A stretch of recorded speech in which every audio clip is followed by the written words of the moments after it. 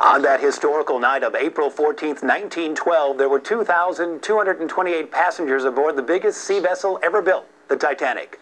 That night in the Atlantic Ocean waters of Newfoundland, disaster struck and 1,523 would die and only 705 survive.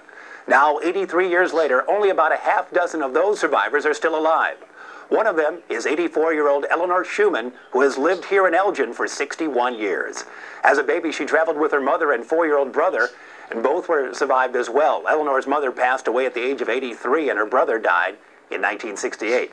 Often called the biggest story in modern-day history, Elanor recounts the night. Well, it struck the iceberg at 11:40, and my brother was asleep in the bunk, and he was thrown on the floor.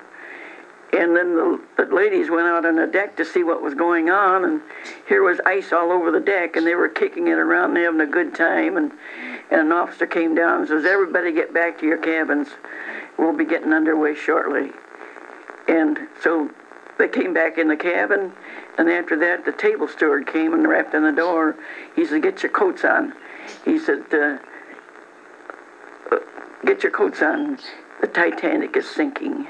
Elanor, who was born in St. Charles, is only 1.5 years old at the time, so her recall of the night the Titanic sank comes from her mother, Alice Johnson, who carried her in her arms that night. Alice is just 1 week shy of her 27th birthday, and Eleanor's 4-year-old brother, Harold, is also aboard the Titanic.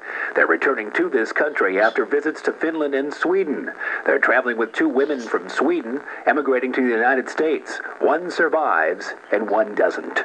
We got up on deck just about 2 o'clock, and there was a ring of officers around the lifeboat, and one of them beckoned to Mom to come over, and so she went through the ring, and then she was standing on the edge of the boat, and the Titanic, and she became frightened because it was such a height, and she said there was a space between the ship and the lifeboat.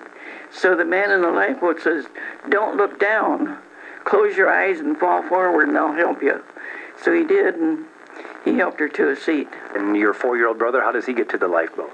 Well, Mom looked to see if she'd followed, but she was still up on deck and the lifeboat was being lowered. So she called to her and told her to drop Harold, and she was so frightened she couldn't let go. So a man standing next to her took her Harold out of her arms and dropped him into the lifeboat. And they passed him back to Mom, and she took her life jacket off and put it on my brother because she said, "I had you to care for, and he might get through and tell what happened." And what happened to the lady that dropped Harold down? She went down with the ship. She was very fond of this girl. Her name was Ellen Broth. And she said she had the most pathetic expression on her face hanging onto the rail when they left the ship. And Mom couldn't get that out of her mind, that she had to die. How long were you in the water, do you recall? I think they said about 5 hours. 5 hours, and describe how you got picked up. We got picked up by the Carpathia. And my brother and I were raised up to the Carpathia in mailbags. And my mother had to climb a rope ladder. They were very kind to us on the Carpathia because here we were, just coats on over nightwear. And I was barefooted.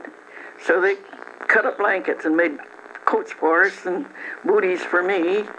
And people came forward with all kinds of clothing. And after hours in the lifeboat in the ice water, Mom's shoes were soaking, and so they took them down below decks and put them near a heat vent, and they returned to her, and the leather was so hard and the toes were turned up, she couldn't get them on her feet. So they had to get her a pair of shoes. When we got back to New York, my mother was quite ill because she, after being exposed so much with all the ice water, she had laryngitis so bad she couldn't talk. So it was 4 days before we were taken to St. Luke's Hospital, and it was 4 days before she could communicate and tell where she was going. At first they wanted to send her back to Sweden because they thought she was emigrating. So then my father was notified in St. Charles, and he came to New York and took us back home. And again, Elanor moved to Elgin in 1934, 61 years ago. That's a remarkable story for the Elgin lady who survived the Titanic.